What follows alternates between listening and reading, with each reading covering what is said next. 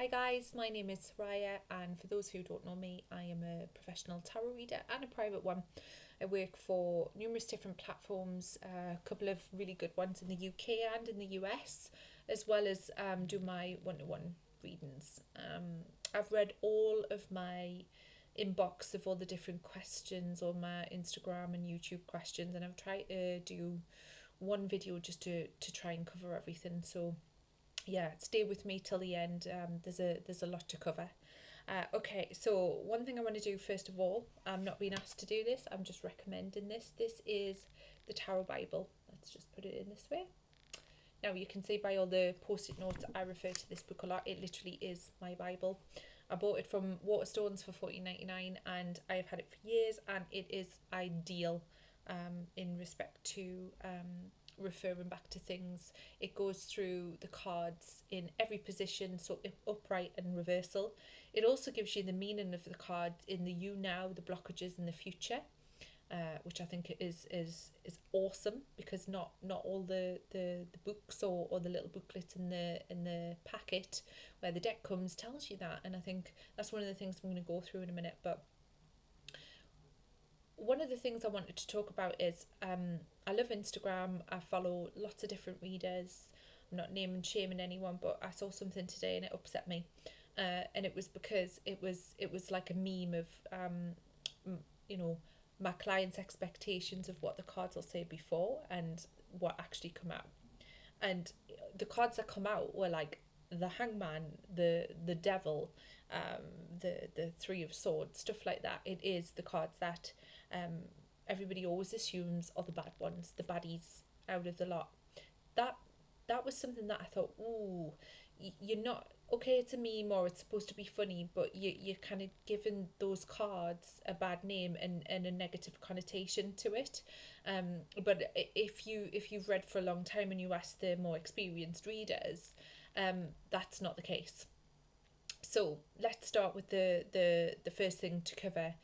Again, this is, you may have seen these in other videos, but I'm covering more recent questions. So intuitive reading, that was one of my questions, what my thoughts are on it. What do I think? It has its place. I am an empath, and I think intuitions are very, very important, but tarot is very specific in some areas, and I think you have to understand that.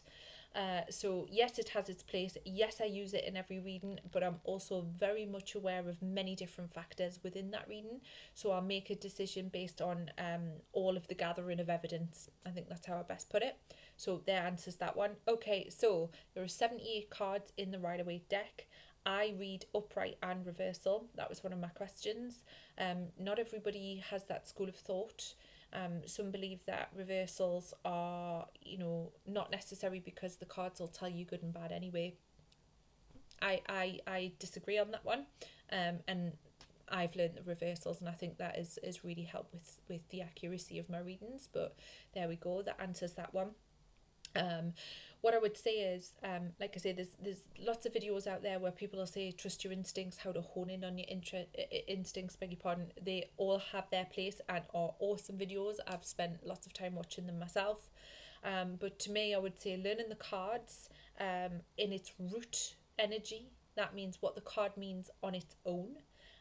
So we all recognize particular cards and either look at them as good or bad. So if you do a one card pull, you'll know what the answer to that question is. However, it has its essence, and the essence refers to what the card means in its kind of, well, in its essence, but in its storyline of what it means in particular positionings. So I would say learning the root energy and the essence of the card is vital. I'd also say as well, somebody asked me, could they stick to the lower amount of spreads, and or is it important to kind of go right up the scale into the Celtic cross and things? I don't think reading larger spreads makes us better readers. I think the more experienced ones know how to look at that and know what to do with it. But I think the Celtic cross, some would argue that it's if you have a specific question that needs answering. Personally, I see that more as a guidance, because you're looking at things that are behind you, in front of you, above you, below you, etc. It's one of those where the cards will take you where it needs to go. But often when customers come to you, they've got specific questions that they want answering. So sticking with the low amount of number of cards gives you better accuracy. Plus you're honing in on asking particular questions. So another thing somebody asked me was, what kind of spreads do I stick to? I don't normally go past 5 or 6 cards, and I normally have my go-tos of kind of questions that I ask the deck through experience of knowing what gives me the most clarity. So answering another question, which kind of feeds into this, was, what my take in is on asking questions. I ask loads. I don't ask kind of closed ones, but certainly at the beginning, I'll ask what we're here for, what we're looking to find out, so that I know what to ask my cards. At the end of the day, tarot cards, they need validations, or we as readers need validations, and we need context, because again, going back into the essence of the cards, knowing a little bit more about the situation makes us be able to read the card a whole lot better. Otherwise, we could be taking something that means one thing without knowing the information, which knowing a little bit more could give us much deeper clarity into it. So just being confident in your skills, and when you're asking questions, if you get any pushback on that, saying, well, I need to get a better understanding of this so I can tell you exactly where the cards are going. With the spreads, some people just use past, present, and future. I don't know, always think that works, especially where most people are asking about relationships or career. Um, so I would say asking particular things. I'll give an example of one of my go-tos: within, without, and advice. So within gives you an idea of what's going on in someone's head and heart. Without gives you an idea of what's going on around them.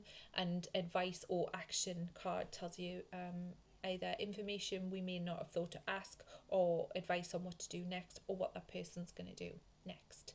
Depends on how you put that together. But this is something else to cover, going back to kind of making the cards look like they're good or bad. It depends on where they are in the spread to what they could mean, which moves me on nicely to looking at the numerology of a card. Anyone who reads with me regularly knows I always refer to the number of the card first. Now, the numerology goes up from 0 to 10. So when you get into double digits, all you have to do is add the 2 digits together to bring it back to a single number. So, for example, the tower is 16. So it's 1 plus 6 equals 7. So that gives you a number under 10. But numerology, I'll not waste all the time because I don't want the video to be too long. But 0 to 10, you can get definitions of what each card means. So I'll give you a couple examples. Aces mean new beginning, 2s mean duality and partnership, 3s mean attainment, creation, being social, 4s upright means stability, 4s reversed means stuck, and so on. They do go on. You can literally Google that. I am not technologically clever enough to be able to add this stuff to this video, but it's all Googleable stuff. And I always read the number of the card first, then take into consideration the position of the card to what question I've asked, to then determine what the card means. And I think that's where you find your more experienced readers come from.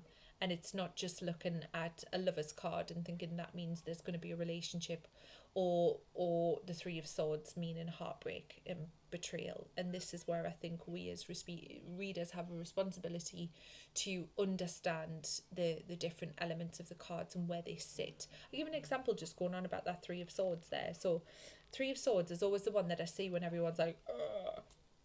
Three of Swords can actually mean pent up emotion and pent up feelings that need to come out. It's like an overspill. So it doesn't necessarily mean that in a relationship reading someone's going to break your heart or betray you. It can actually mean that upon a conversation that you two might find that other person just goes blah, blah, blah, blah, blah, and tells you everything. Chariot, people always think it means success, determination, motivation. But Chariot can actually mean in a relationship reading, especially if it comes into your blockages area, that there could be a power struggle going on. I could go on. So what I think is really important, like I say, this book, awesome. It goes through the you now, the blockages, the future card. It gives you a good idea of what the cards mean in its essence, because the root only ever works on a one card pull. The essence, to me personally, is the most important one going forward. And then going in a little bit further to that, somebody had asked me the question about, the deeper meanings of the card. I put colours in all of my readings. Greens and oranges I always like to see, because greens talks about someone being on their life path or journey, and oranges means kind of optimism and opportunity. It doesn't take a rocket science to work out that blacks are never a good card, but there is a lot of good positive colours in there. And also with the imagery you see, like water and mountains and clouds, they all have meanings. All of this stuff, like I say, you can Google. It's also in this book. This book also goes into a lot more deeper meanings on different spreads that you can do, things you can try out. Like I say, I'm not being asked to promote it. I just think it's an absolutely awesome book, especially when you really want to understand the tarot for what they are, its history, their origins, where they came from, how they've been used over time, the importance of them, how to choose your deck, how to look after your deck, everything. I think it's absolutely awesome. Also, I've been asked about timings. What I would say is, there are ways to get the timings. Literally, again, Pinterest, tarot timings. You can find your own little slide that you can use. There are different schools of thought again on the different suits, and refers to what timing. All I would say is with that is you must be responsible with your clients as well, and let them know that time is something that man created, and it isn't necessarily something that the cards, especially where they come from, or how they're being used by your guides, it isn't necessarily something that's understood.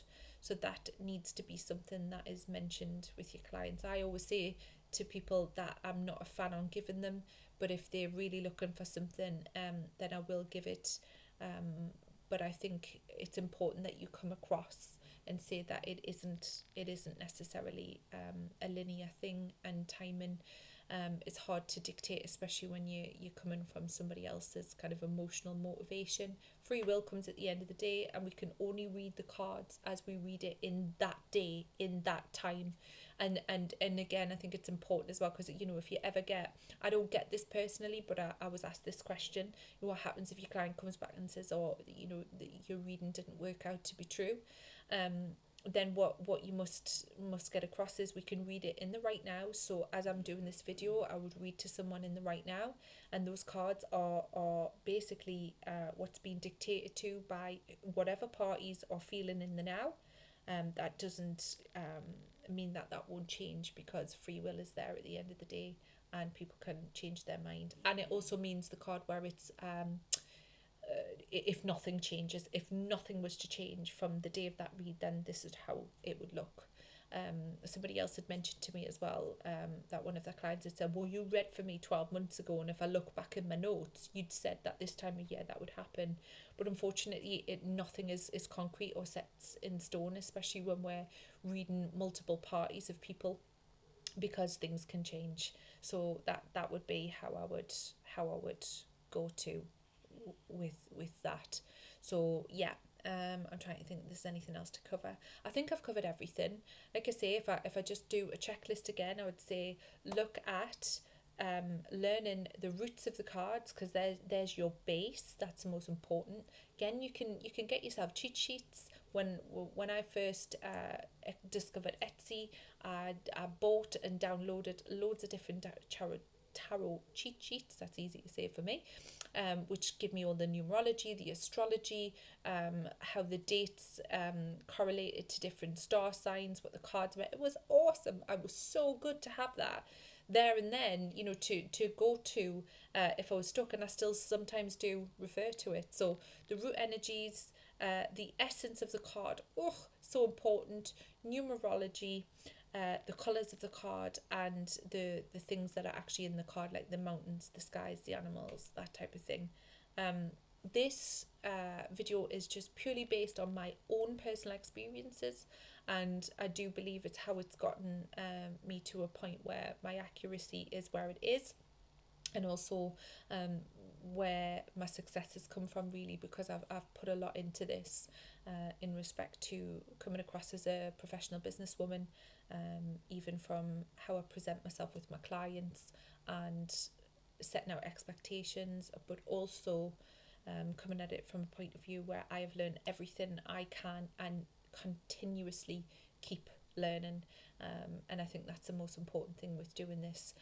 Instincts and intuition only get us so far, and sometimes that intuition may be a feeling, but you can't equate it into the cards, where something in the card that you might know from a number or a colour might be able to take us to that next level. Okay, I think I've covered everybody's questions. I hope that wasn't too long. If you want to see more of my videos, please like and subscribe and click the button so you get a notification of every time I post a video. Also, put in the comments below if there's anything else you want me to cover. I can go into more detail. I am not the most technologically minded, so there is just me sat in my room. I know there's people out there who have lighting studios and stuff. Unfortunately, that's not me, but I will try and talk you through videos and subjects best I can. Alright guys, lovely to have you here. I'm really grateful that you've even sat and watched all the way through this. Love and light to you all, and speak to you guys soon. Alright, cheers guys.